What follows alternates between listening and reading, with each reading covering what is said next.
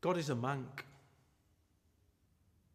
At the dawn of time, before it all began, before the stars, the comets, before the bee of the bang, before moisture, ether, bone and tooth, before Jesus, Mary and Joseph, the truth, before creation, civilization, before it all began, God was putting his final pieces to his master plan, and dredging deep down, getting all he could muster, he contemplated the enormous task of building Manchester. Location, culture, industry, it's humans. He was paving the pathway, he was forming the future.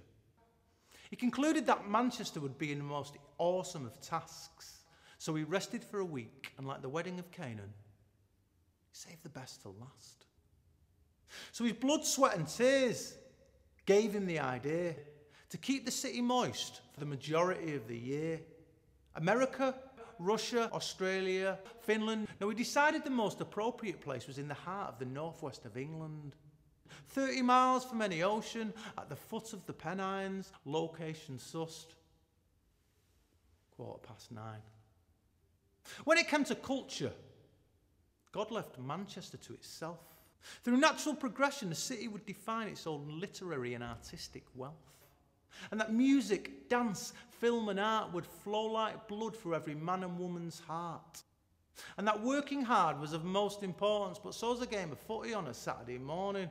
So by 10 o'clock, the quandary was solved. It allowed Manchester culture to slowly evolve. Divine grace granted us a cultural gift in the form of a riff and in the form of a quiff. By digging deep and by working hard, we were granted Stephen Patrick Morrissey and Johnny Martin Marr. When it came to industry, the rain was very important.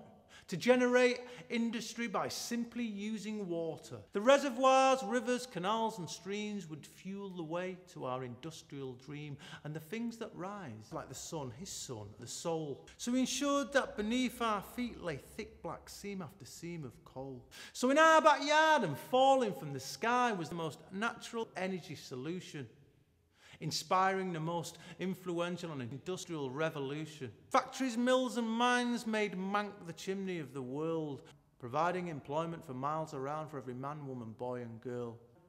Human wrongs and human rights that other cities could only follow. But what happens in Manc today happens in the rest of the world tomorrow. Exhilarated, exhausted but jubilant, God knew he was on to a winner. He created the very fabric of the city, so he decided to take an early dinner. And with hindsight, he'd reserved the afternoon for the most difficult of tasks bar none. He'd be working late and maybe overtime, crafting the Manchester man. After pie, chips and gravy and an ice cold Diet Coke, he contemplated the complex but peculiar bloke. He focused on the working class because the upper class, he just didn't have time. Because if you turn your back on them, they'll blag you. When you turn back, they'll be stood there with a smile. He made the Manchester man honest, cunning, fierce and brave. Honourable, trusting, chivalrous, loyal and humble in so many ways. He made the Manchester man handsome, rugged, thoughtful, artistically defined. A touch of rebel without a cause who's in touch and aware of his feminine side. He made a Manchester man articulate, loving, romantic and enchanting. He'd walk on water, run through fire, softly spoken, emotionally open, enigma, sublime. So with genetics sorted and character defined, a God exhausted, but it was 9:15. Proud of his creation and his Manchester man, he rested and suppered on bread and wine. When sleeping that night, because all gods have to dream, he remembered the creation of Adam and Eve, a serpent, an apple, original sin. So he took his plans for the Manchester man and he placed them in the bin. Catholic rearing, Sunday mass, hours are spent in my RE class, questioning the quandaries. The constant confusion has helped me arrive at this unique conclusion, that God is a man. Mary's from Gorton. Jesus and Joseph were both born in Moston. Judas Iscariot's from London, well, Luton. He came here to study when he was a student. The 12 apostles, the original Manchester scuttlers. St. Peter from Ancoats, St. Paul is from Crumpsall. Matthew, Mark, Luke and John carried the flag on the Whit walks. Mary of Magdalene worked on Clayton Vale. She lived in Lightbound, but then moved to Sale.